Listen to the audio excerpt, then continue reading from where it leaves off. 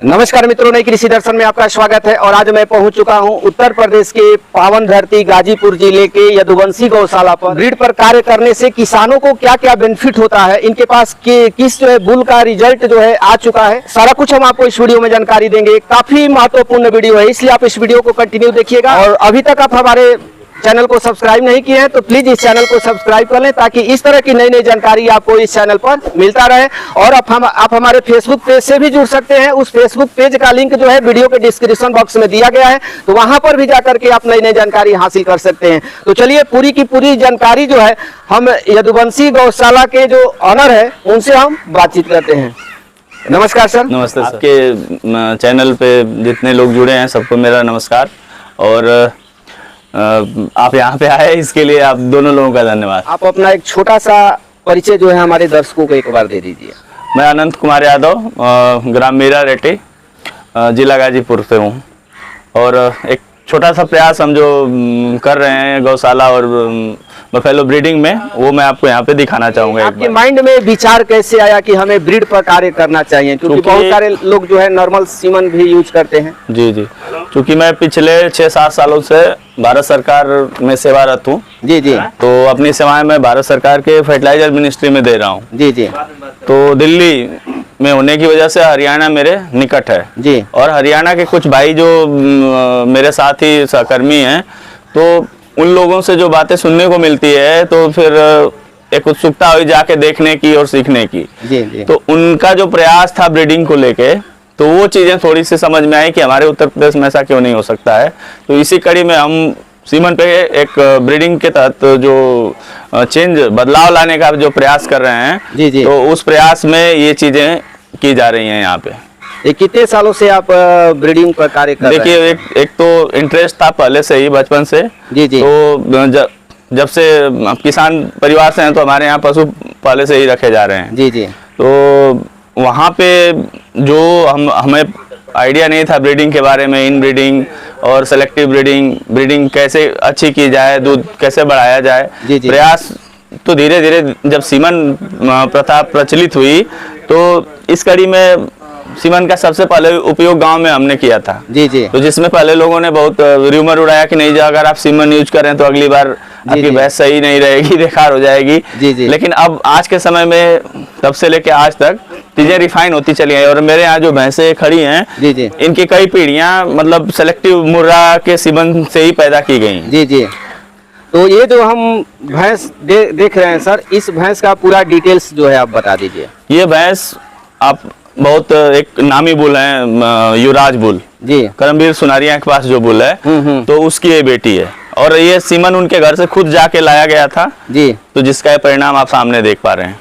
ये दूसरे ब्यात में है इस बार। जी जी। और दूसरे बार इस बार भी मेल काफ को इसने जन्म दिया है, अभी 2 दिन हुए हैं। दांत में कितनी होगी सर? दांत में सर 4 दांत है। तो फर्स्ट लैक्टेशन में जब बच्चा दी थी तो उस समय क्या इसका मिल्क था? पहले लैक्टेशन में बच्चा देने के तुरंत बाद मेस्टाइटिस हुआ था, थनों में दिक्कत आई थी जी जी। लेकिन फिर भी बैकअप करते करते 16 किलो 300 ग्राम तक का इसने आंकड़ा छुआ था फर्स्ट टाइम में। तो कितने समय सर दूध दी थी बच्चा देने के बाद? बच्चा देने के बाद लगभग 11 महीने तक मिल्क पे रही है। क्योंकि बहुत सारे लोग बोलते हैं कि भैंस जो है बहुत कम नहीं, इस बार इसका इसलिए सरकारी रिकॉर्ड भी बनवाना है, क्योंकि आगे मैं इस बुल को तैयार करने का प्रयास करूंगा। जी जी। तो इसलिए इसकी मदर का रिकॉर्ड होना जरूरी है। जो जब भी कोई ब्रीडिंग फॉर्म का बंदा अगर इस बुल को ले जाएगा परचेज करके जी जी, तो इसके मदर का रिकॉर्ड जरूर जो है चाहेगा, बिना उसके फिर मतलब नहीं है। और मैं आपको दिखाना चाहूंगा, ये एबीसी सीमन बैंक द्रोणा का बेटा है, सामने 2 दिन का। ये देखिए,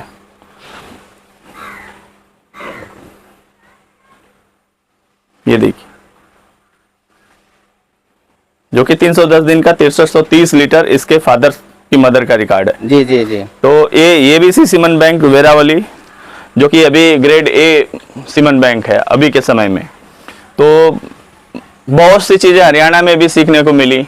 जैसे लोग जाते हैं हरियाणा से तो प्राइवेट बुलों का सीमन बस नाम पे लेके आते हैं। जी जी जी। लेकिन मेरा अपना अब तक का अनुभव रहा है, कम से कम 3 पीढ़ी जी जी बुल के 3 पीढ़ी का रिकॉर्ड जरूर चेक करता हूँ। बिना उसके चेक किए मैं सीमन यूज नहीं करता हूँ। जी जी।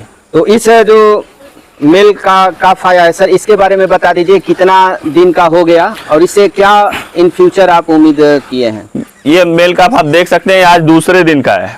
जी जी। आज दूसरा दिन है। इसको आप सामने भी देख सकते हैं, इसकी बनावट देख लीजिए, और लगभग 70 केजी बॉडी वेट में पैदा हुआ है। जी जी। 20-25 दिन के बच्चे 70 केजी वेट में आते हैं, अगर जी जी। ऐसे नॉर्मल सीमन की अगर हम बात करते हैं तो एक नॉर्मल सीमन का यूज करना और एक मतलब सिलेक्टेड सीमन का यूज करना, दोनों में क्या अंतर होता है? दो चीजें होती हैं सर इस उसमें। जी जी। आप अगर नॉर्मल सीमन का आप यूज करते हैं तो दो चीजें हैं, प्राइस में कोई ज्यादा बहुत अंतर नहीं होता है। जी जी। लेकिन जो रिजल्ट होता है वो पूरा जमीन आसमान के अंतर के साथ आता है। अगर आप अच्छे बुल का सिलेक्शन करते हैं, सिलेक्टिव बुल अगर रहेगा तो उसके बच्चे बहुत जल्दी फर्टाइल और तैयार होते हैं। जी जी। और अगर एक नॉर्मल सीमन होगा तो उसके बच्चे तैयार होने में 2.5 से 3 साल तक ले लेंगे। जी जी जी। तो मार्केट में तो सर ओरिजिनल सीमन मिल पाना काफी चुनौतीपूर्ण होता है। देखिए, अगर हमने पशु रखा है तो हमारी भी जिम्मेदारी है कि सीमन अच्छा कहाँ से मिले जी जी। और कैसे मिले और अपने नजदीक में कौन दे रहा है। जी जी। तो उसका भी कहीं ना कहीं खोज हमें ही करना पड़ेगा। जी जी जी।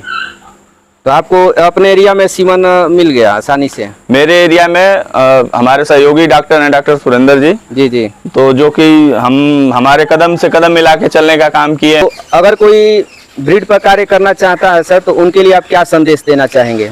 क्योंकि बहुत सारे लोग जो है भैंस पालना नहीं चाहते हैं, लोग जो है एचएफ गाय जो है रखना पसंद करते हैं कि वो लंबे समय तक दूध देती है, लेकिन आपके पास जो भैंस है बोल रहे थे कि 11 महीने तक हम उससे दूध निकालें। 11 महीने के बाद भी इसको ड्राई किया गया है जबरदस्ती। जी जी जी। ब्रीड अगर सही रहेगी तो मुर्रा की एक खासियत है, वो कभी दूध से पीछे नहीं हटती है। जी। आप बेशक कम खर्च देंगे, थोड़ा दूध जरूर कम होगा, लेकिन वो दूध पे लगातार बनी रहेगी। तो इस बार क्या उम्मीद की है सर, कितना दूध तक जाएगी? पिछली बार सर 16 किलो 300 ग्राम का रिकॉर्ड था इसका।